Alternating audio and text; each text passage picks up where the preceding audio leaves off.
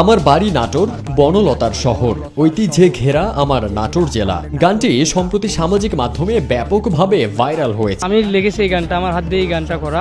গানটা লেখার কথা প্রায় আজ থেকে 1 বছর আগে আমার মাথায় আসে। 1 বছরের কাছাকাছি সময় লেগেছে এই গানটা করতে। সজীবকে বললাম, সজীব আমার সঙ্গে রেকর্ড করলো। জন্মভূমিকে ভালোবেসে নাটোরের ইতিহাস ঐতিহ্য গাথা নিয়ে গান লিখেন মুকুল। আছে ডিসি পার্ক, পাশে শিশু পার্ক।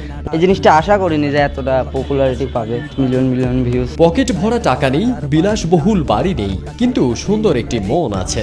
সেই মনের পরিচয় দিয়ে কোটি মানুষের টাইমলাইনে পৌঁছে গেছেন নাটোর শহরের তেবাড়িয়া উত্তরপাড়া মহল্লার কৃষক পরিবারের সন্তান সজীব আলী। থাকি নাটোর সদর গ্রাম তেবাড়িয়া, ভালোবাসতে জানি আমরা একটু বাড়াইয়া। বন্ধু একটা গান লিখছিল, বলল যে এই গানটা আমি লিখছি নাটোর নিয়ে, তোর ভয়েস দিতে হবে এখানে।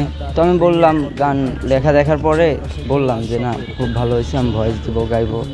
বন্ধু মুকুল বলল যে আসলে নাটোরও তো একটা ঐতিহ্যবাহী জেলা, তো এই জেলা নিয়ে কেউ কোনো গান টান বানায় না বা কোনো প্রতিবেদন বানায় না। তো হঠাৎ তার মাথায় একটা গান আসলো, তো সে বলল যে গানটা আর কি আমরা উপস্থাপন করি সবার মাঝে।